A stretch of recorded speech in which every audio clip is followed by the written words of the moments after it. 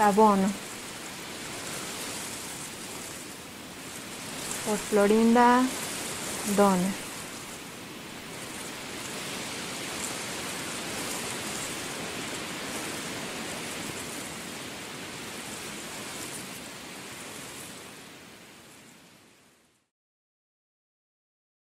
Capítulo 4.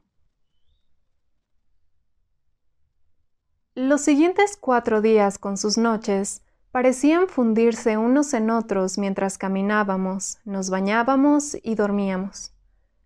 Tuvieron la calidad de un sueño en el que árboles y lianas de extrañas formas se repetían como imágenes infinitamente reflejadas en espejos invisibles, imágenes que se desvanecían al penetrar en un claro o junto al borde de un río, donde el sol brillaba plenamente sobre nosotros. Para el 5.º día mis pies ya no estaban ampollados. Milagros había cortado mis zapatillas y atado a las suelas blandas trozos de fibra vegetal. Cada mañana ataba de nuevo las improvisadas sandalias y mis pies, como si obedecieran un impulso propio, seguían a Milagros y a la anciana.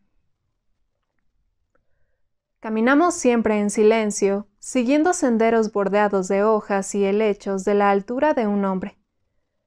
Nos arrastramos por debajo de los arbustos o nos abrimos camino a través de muros de trepadoras y ramas que dejaban nuestras caras sucias y llenas de arañazos. A veces perdía de vista a mis acompañantes, pero seguía fácilmente las ramitas que Milagros tenía la costumbre de romper al caminar. Atravesamos ríos y arroyos sobre puentes colgantes hechos de lianas atadas a los árboles de ambas orillas. Parecían tan frágiles que cada vez que cruzábamos uno de ellos, temía que no soportaran nuestro peso. Milagros se reía, asegurándome que los suyos, aunque eran malos navegantes, conocían el arte de construir puentes. En algunos senderos vimos huellas en el fango, lo cual indicaba, según Milagros, que estábamos en la vecindad de un poblado indio. Nunca nos acercamos a uno de ellos porque él quería que llegáramos sin dilación a nuestro destino.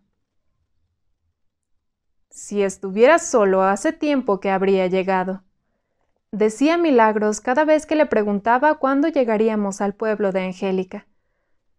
Luego, mirándonos, sacudía la cabeza y añadía en tono resignado: Las mujeres retrasan. Pero Milagros no estaba molesto por la lentitud de nuestro avance. Generalmente acampaba al empezar la tarde sobre la playa de algún gran río donde nos bañábamos en los estanques que el sol había entibiado, y nos secábamos sobre las enormes rocas lisas que surgían del agua. Perezosamente contemplábamos las nubes inmóviles que cambiaban de forma tan lentamente que el crepúsculo llegaba antes de que se disolvieran en nuevas configuraciones. Durante aquellas tardes perezosas, me preguntaba por mis motivos para emprender esta inquietante aventura. ¿Era para cumplir una fantasía propia? ¿Estaba huyendo de alguna responsabilidad que ya no podía enfrentar? Incluso consideré la posibilidad de que Angélica me hubiera hechizado. Con el paso de los días, mis ojos se acostumbraron al verdor omnipresente. Pronto empecé a distinguir loros rojos y azules, extraños tucanes con picos negros y amarillos. Una vez vi incluso a un tapir que atravesaba los arbustos como un torbellino en busca de agua. Acabó como plato principal en nuestro siguiente banquete. Monos de piel rojiza nos seguían desde lo alto, solo para desaparecer cuando continuábamos a través de un río, entre cascadas y por canales tranquilos que reflejaban el cielo. Profundamente ocultos entre los arbustos, sobre troncos cubiertos de musgo, crecían hongos rojos y amarillos, tan delicados que al más leve contacto se desintegraban como si estuvieran hechos de polvo coloreado. Traté de orientarme por los grandes ríos que encontrábamos, pensando que corresponderían a los que recordaba de los libros de geografía. Pero cuando preguntaba sus nombres, estos nunca coincidían con los míos, porque Milagros solo se refería a ellos por su designación indígena. De noche, a la luz del débil fuego, cuando una niebla blanca parecía emanar del suelo y sentía la humedad del rocío nocturno sobre mi cara, Milagros empezaba a hablar en su voz nasal sobre los mitos de su gente. Angélica, con los ojos muy abiertos como si tratara de mantenerse despierta más que de prestar atención, se sentaba muy derecha durante unos 10 minutos antes de quedarse dormida. Milagros hablaba hasta muy tarde, dando vida al tiempo en que habitaban la selva seres que eran en parte espíritus, en parte animales y en parte humanos. Criaturas que causaban inundaciones y enfermedades, volvían a colmar la selva de caza y frutos y enseñaban a la humanidad a cazar y plantar. El mito favorito de Milagros se refería a Iruame, un caimán que antes de convertirse en animal de río, caminaba y hablaba como un hombre. Iruame era el guardián del fuego, el cual ocultaba en su boca y se negaba a compartir con los demás. Las criaturas de la selva decidieron dedicarle al cocodrilo un suntuoso festín, porque sabían que solo haciéndolo reír podrían robarle el fuego. Contaron chiste tras chiste, hasta que finalmente, incapaz de contenerse por más tiempo, Iruame rompió a reír. Un pajarito voló hasta su hocico abierto, arrebató el fuego y subió a lo alto de un árbol sagrado. Sin cambiar la estructura básica de los diversos mitos que quiso relatar, Milagros los modificaba y embellecía según su humor. Añadía detalles que no había recordado antes, intercalando opiniones personales que parecían surgir de la inspiración del momento. Sueña, sueña, decía Milagros cada noche al acabar sus relatos. Una persona que sueña vive muchos años. ¿Era real? ¿Era un sueño? Estaba dormida o despierta cuando escuché moverse a Angélica. Murmuró algo ininteligible y se sentó. Todavía adormilada, se apartó el cabello de la cara, miró a su alrededor y luego se acercó a mi hamaca. Me miró con una extraña intensidad. Sus ojos parecían enormes en el rostro flaco y arrugado. Abrió la boca. De su garganta salieron extraños sonidos y todo su cuerpo empezó a temblar. Alargué la mano, pero no había nada, solo una vaga sombra que retrocedía hacia los arbustos. Anciana, ¿a dónde te has ido? Me oí preguntar. No hubo respuesta, solo el sonido del rocío que goteaba de las hojas. Por un instante la vi de nuevo como la había visto esa misma tarde bañándose en el río. Luego desapareció entre la espesa niebla nocturna. Sin poder detenerla, vi cómo desaparecía en una grieta invisible de la tierra. Por mucho que busqué, no pude encontrar ni su vestido. Es solo un sueño, me repetía, pero continuaba buscándola entre las sombras, entre las hojas envueltas en vapor. Pero no había vestigio de ella. Me desperté con una profunda ansiedad, notando los pesados latidos de mi corazón. El sol ya estaba alto sobre las copas de los árboles. Nunca había dormido hasta tan tarde desde el principio de nuestro viaje, no porque no hubiera querido, sino porque Milagros insistía en que nos despertáramos al alba. Angélica no estaba y tampoco su hamaca ni su cesta. Apoyados en un tronco, vi el arco y las flechas de Milagros. Es extraño, pensé, pues nunca se había ido sin ellos. Debe haber ido con la anciana a recoger los frutos y nueces que descubrió ayer por la tarde. Me repetía una y otra vez, tratando de apaciguar mi creciente inquietud. Caminé hasta el borde del agua sin saber qué hacer, pues hasta entonces nunca se habían marchado juntos dejándome sola. Un árbol, infinitamente solitario, se alzaba a la otra orilla del río y sus ramas arqueadas sobre el agua sostenían una red de trepadoras cubiertas de delicadas flores rojas.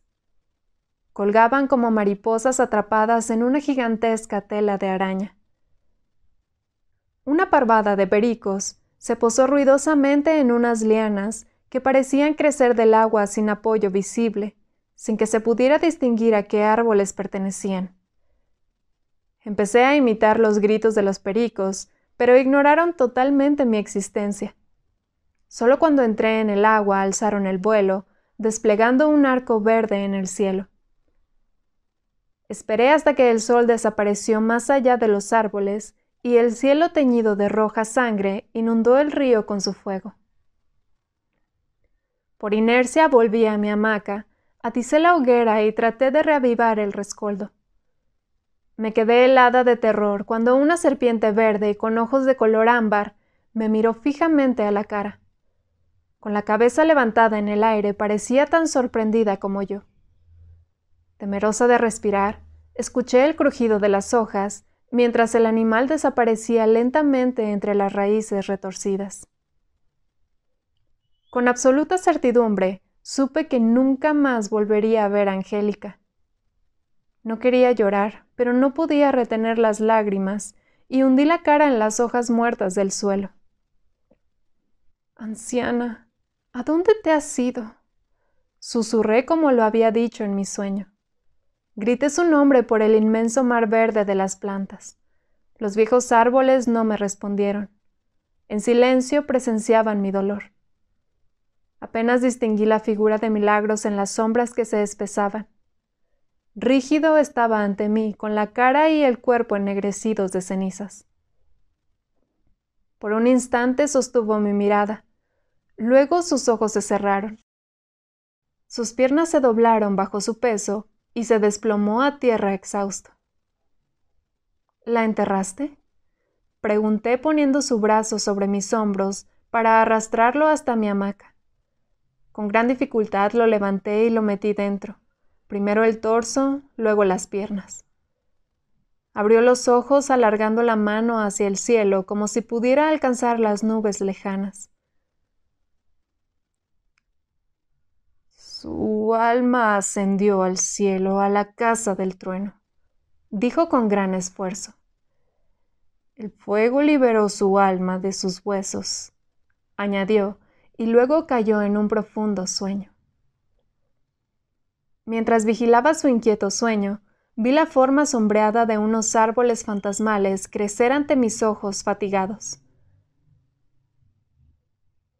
En la oscuridad de la noche, esos árboles quiméricos parecían más reales y más altos que las palmeras. Ya no estaba triste. Angélica había desaparecido de mi sueño. Era parte de los árboles ficticios y reales. Vagaría para siempre entre los espíritus de los animales y los seres míticos desaparecidos. Era casi de día cuando Milagros tomó su machete, su arco y sus flechas que yacían en el suelo. Con expresión ausente, se colgó la aljaba a la espalda y sin decir una palabra entró a la espesura. Le seguí temerosa de perderlo entre las sombras. Caminamos alrededor de 2 horas en silencio hasta que Milagros se detuvo bruscamente a la entrada de un claro en la selva. «El humo de los muertos es dañino para las mujeres y los niños», dijo señalando una pira de troncos. Estaba medio derrumbada y entre las cenizas pude ver los huesos ennegrecidos. Me senté en el suelo y observé cómo Milagros secaba en un pequeño fuego un mortero de madera que había hecho con un tronco. Algo entre el horror y la fascinación mantenía mis ojos fijos en Milagros mientras empezó a remover las cenizas buscando los huesos de Angélica. Los golpeó con un palo delgado hasta que quedaron reducidos a un polvo gris negruzco. Con el humo del fuego, su alma llegó a la casa del trueno, dijo Milagros. Ya era de noche cuando llenó nuestras calabazas con los huesos pulverizados. Las selló con una resma pegajosa. Si solo hubiera podido hacer esperar a la muerte un poquito más, dije melancólicamente. Da lo mismo, comentó Milagros levantando la cara del mortero. Su rostro no tenía expresión, pero sus ojos negros estaban llenos de lágrimas que no corrían. Su labio inferior tembló, y luego se inmovilizó en una media sonrisa.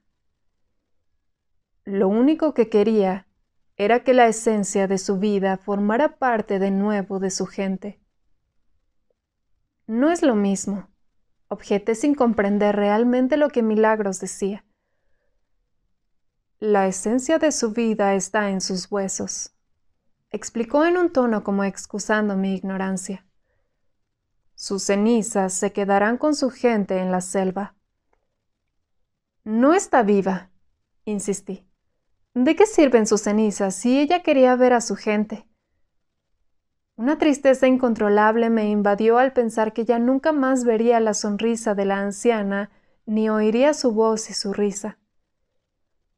Nunca llegó a decirme por qué estaba tan segura de que yo la acompañaría. Milagros empezó a llorar, y recogiendo trozos de carbón de la pira, los frotó contra su rostro manchado de lágrimas. Uno de nuestros chamanes le dijo a Angélica que aunque se iría del poblado, moriría entre sus gentes y su alma seguiría formando parte de su tribu. Milagros me miró fijamente cuando estaba a punto de interrumpirle. El chamán le aseguró que una niña con los cabellos y los ojos del color de los tuyos haría que ella volviera. Pero yo creí que su gente no tenía contacto con los blancos. Las lágrimas seguían brotando de los ojos de Milagros, mientras me explicaba que hubo un tiempo en que su gente vivía más cerca del gran río. Ahora solo unos pocos viejos se acuerdan de aquellos tiempos, dijo suavemente. Desde hace mucho, nos hemos ido adentrando más y más en la selva. No veo razón para continuar el viaje, pensé descorazonada. ¿Qué haría sin la anciana entre su gente? Ella era la razón de que yo estuviera allí. ¿Qué haré ahora? ¿Me llevarás de vuelta a la misión?, pregunté. Y luego, viendo la expresión desconcertada de Milagros, añadí, no es lo mismo llevar sus cenizas. Es lo mismo, murmuró. Para ella era la parte más importante. Concluyó atando en torno a mi cintura las calabazas llenas de cenizas. Mi cuerpo se puso rígido por un instante, pero se distendió cuando vi los ojos de Milagros. Su rostro ennegrecido era impotente y triste al mismo tiempo. Apretó sus mejillas manchadas de lágrimas contra las mías, y luego las ennegreció con carbón. Tímidamente toqué los cuencos que rodeaban mi cintura. Eran ligeros, como la risa de la anciana.